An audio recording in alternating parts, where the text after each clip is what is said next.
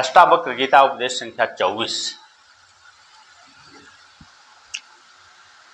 जिस काल में चित्त न भोगों की प्राप्ति की इच्छा करता है और न शोकों के त्याग की इच्छा करता है, अर्थात पदार्थ के पाने पर न उसका हर्ष होता है और न प्यारे संबंधियों के नष्ट या वियोग हो जाने पर शोक होता है, किंतु एक रस सदा ज्यों का त्यों बना रहता है, उसी काल में वह पुरुष मोक्ष को प्राप्त हो जाता है।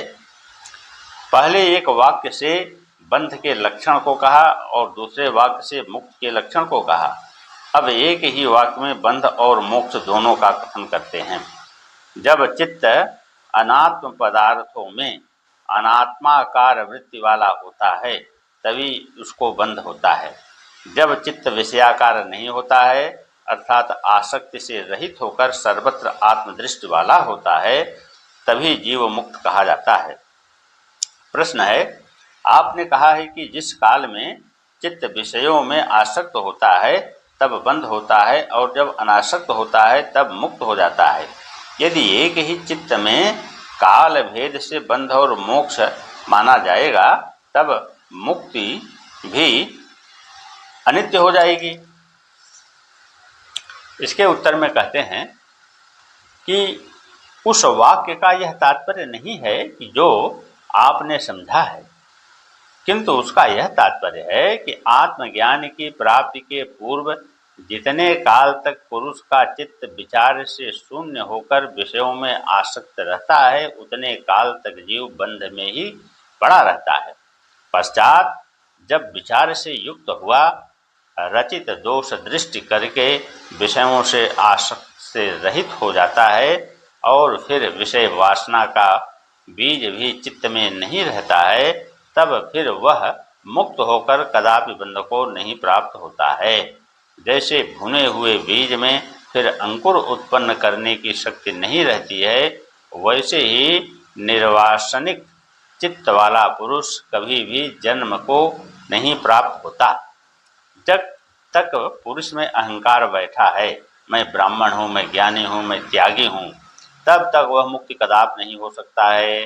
जब तक जीव का शरीरादि से अहंकाराध्यास बना है तब तक उसकी मुक्ति कदापि नहीं हो सकती। जिस काल में अहंकाराध्यास इसका निवृत्त हो जाता है उसी काल में चित्त ही परिश्रम अकर्ता अभोक्ता होकर मुक्त हो जाता है। अब निर्वेदाष्टक नामक प्रकरण का आरंभ करते हैं। पहले शिष्य ने जो गुरु के प्रति अपना अनुभव कहा था उसी के लिए अब वैराग्य के स्वरूप को दिखाते हैं। प्रश्न है, त्याग कैसे करना चाहिए?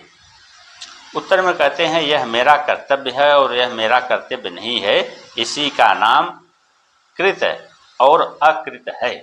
अर्थात इस तरह का जो आग्रह है, अर्थात अवश्य ही मुझको यह करना उचित है और अवश्य मुझको यह करना उचित नहीं है, इन दोनों में अभिनिवेश अर्थात हट न करना और द्वंद्व जो सुख दुख है मैं इन दोनों से रहित हो जाऊं, इसमें आग्रह न करना, क्योंकि ये दोनों किसी भी देहधारी के कभी शांत नहीं हुए हैं और न होंगे।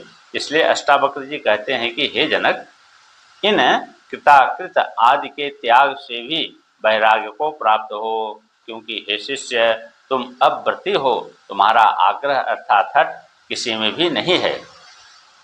अष्टावक्र जी कहते हैं कि हे शिष्य, हजारों मनुष्यों में से किसी एक भाग्यशाली पुरुष के चित्त में वैराग्य उत्पन्न होता है, उसके जीने की और भोगने की इच्छा भी निवृत्त हो जाती है, क्योंकि संसार के पदार्थों में ग्लानि और दोष दृष्टि का नाम ही वैराग्य है।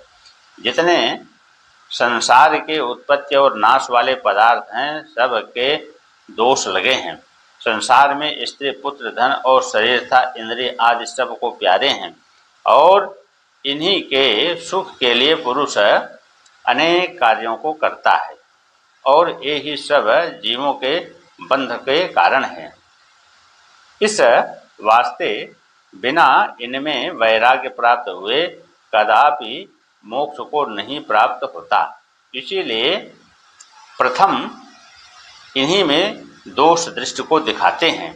योग वासिष्ठ में कहा है कि बड़ी भारी दुर्गंध करके युक्त जो माता का उदर है और जो जठराग्नि से प्रदीप्त है, उस गर्भ में आकर जो जीव को दुख होता है, उससे कुंभीपाक नरक का भी दुख है।